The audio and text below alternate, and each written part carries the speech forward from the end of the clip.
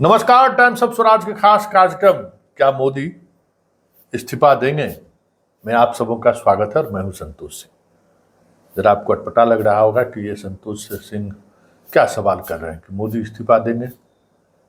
किस बात का इस्तीफा दे देंगे? 300 प्लस इनका सांसद है। पहली बार बीजेपी इतने अपार बहुमत से जीत कर आई है। 56 इंच सीना वाले हमारे देश के प्रधानमंत्री हैं। लोग कहते भी हैं यही बात, फिर ये इस्तीफा क्यों देंगे? ये क्या अटपटा सा सवाल है, लेकिन ये सवाल है। और ये सवाल है इसलिए ये कार्यक्रम भी है और ये टैग भी है, क्या मोदी इस्तीफा देंगे? क्योंकि मोदी भी मुख्यमंत्री इसी तरीके से बने थे, जिस तरीके से अभी हम कह रहे हैं कि क्या मोदी ने इस्तीफा देंगे। अब हम पॉइंट पे आते हैं, हम चर्चा क्या करने जा रहे हैं। देखिए, कैग की रिपोर्ट आई है और ये रिपोर्ट हर वर्ष आती है। कैग क्या, पहले ये आप समझ लीजिए, तब फिर हम इस पर चर्चा करेंगे। 7 इशूज पे पूरी तौर पर घिरती हुई दिख रही है मोदी सरकार। उसमें यमुना एक्सप्रेसवे में तो सारी हदें पार कर दी हैं इन लोगों ने, और उसके बाद आयुष्मान भारत में तो समझिए कि भारत आयुष्मान योजना का इस तरीके से लूट मचाया है। 10 लाख से अधिक, एक ही नंबर, एक ही सब कुछ। चारा घोटाला छोड़ दीजिए, देश का सबसे बड़ा घोटाला होगा आयुष्मान भारत का।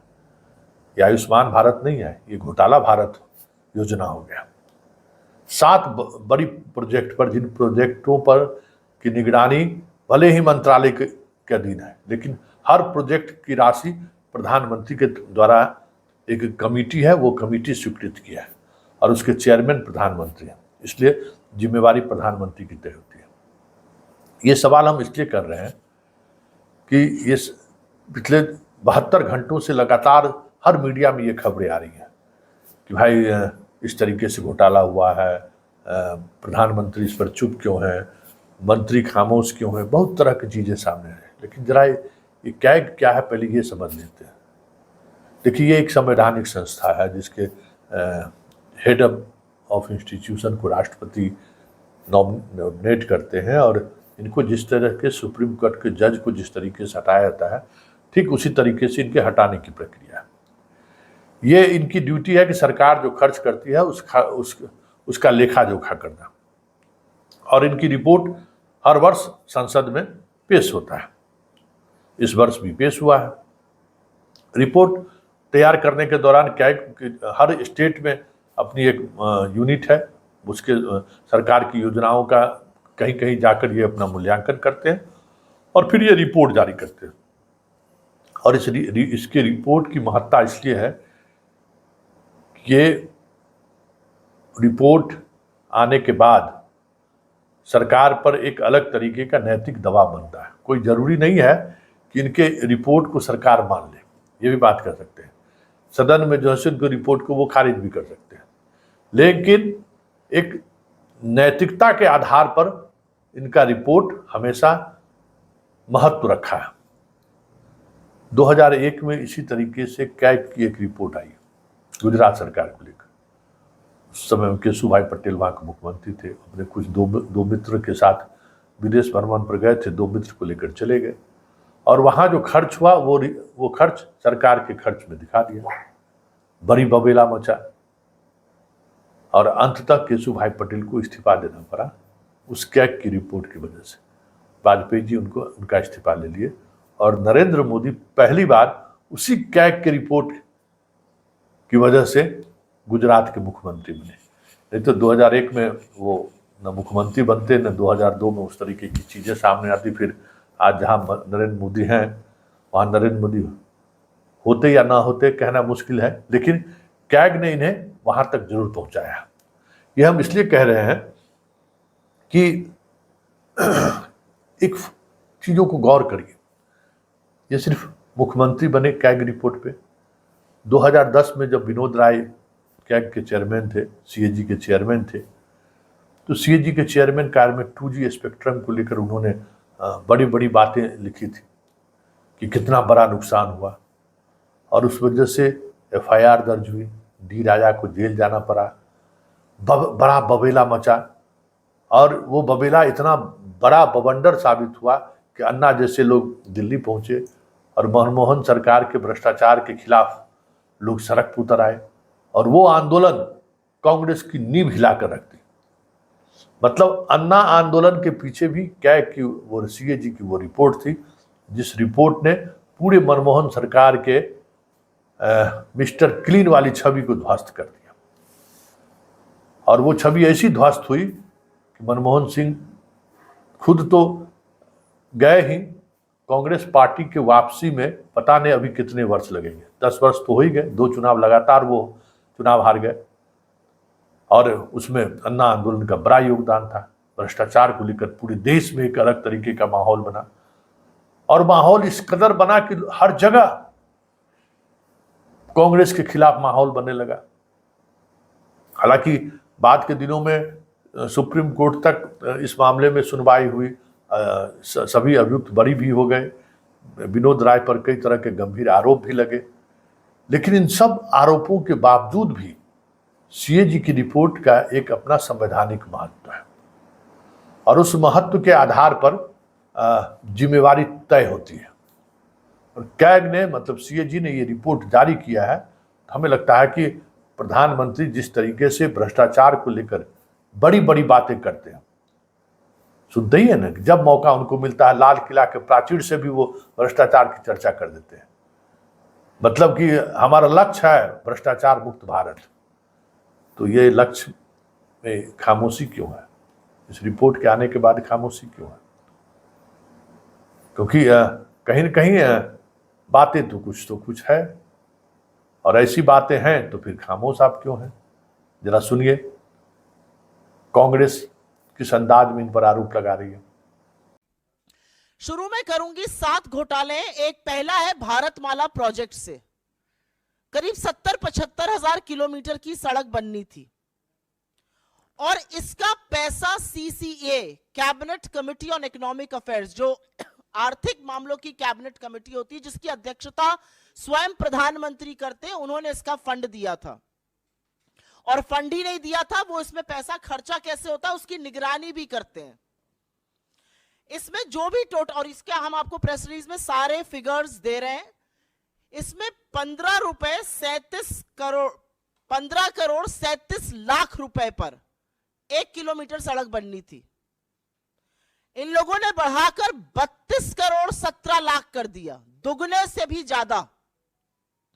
और ये पीएम की निगरानी में सीसीए की नाक के नीचे भारत सरकार के आंखों के सामने हो रहा था। सिर्फ पैसा ही नहीं दोगुना किया गया, इसमें और भी बड़ी धांधलियां सामने आई हैं। इसमें पता चला है कि फर्जी दस्तावेजों के आधार पर बिडर्स का चयन हो गया, बिडिंग प्रक्रिया में बड़ा फर्जीवाड़ा सामने आया है, विस्तृत परियोजना रिपोर्ट पर काम भी नहीं हुआ, एस्क्रो अकाउंट से करीब 3,500 करोड़ रुपए का हेरफेर हुआ। और सबसे बड़ी बात यह है कि इसके किसी भी जब रोड बनता है तो एक सेफ्टी कंसल्टेंट रखा जाता है कि आपके और हमारे जैसे लोग जो इस देश के नागरिक हैं जब सड़क पे चलें तो सुरक्षित रहें। सरकार ने यह भी जरूरी नहीं समझा। भारतमाला के कितने ही हिस्सों में एक भी सेफ्टी कंसल्टेंट नहीं है। तो अगर आप भारतमाला की किसी सड़क पर चल रहे हैं करीब 70,000 किलोमीटर की, तो अपनी जान की, अपने माल के, अपने खुद के रखवाले आप हैं। तो आपने सुना, कांग्रेस आरोप लगा रही है, लेकिन गोदी मीडिया खामोश है, दास मीडिया खामोश है। तो याद करिए वो दौर, सीएजी का रिपोर्ट जब मनमोहन सिंह के कार्यकाल में आया था 2010 में, हर अखबार, हर टेलीविजन चैनल धुआं किए हुए था, है ना, अपने इधर वो कहावत धुआं किए हुए था। बाप लग रहा था जैसे क्या हो गया। और मनमोहन सिंह जैसे व्यक्तित्व को यूं कहे, जो अंत में जब वो जा रहे थे तो कहा था कि हमें जिस तरीके से हमारे पूरे पर्सनालिटी को जिस तरीके से एक ब्लैक करने की कोशिश हुई, इतिहास कभी फिर से लिखेगा तो हमारी उन बातों को भी रखेगा कि जो दिखाया गया वो मैं नहीं था। लेकिन अलग बात है, सफाई बाद में जो आई हो, जितना नुकसान होना था वो तो हो गया। तो यहाँ भी अब 18 करोड़ में जो रोड बनना चाहिए थे, यमुना एक्सप्रेस वे कह रहा है 250 करोड़ रुपये पर किलोमीटर।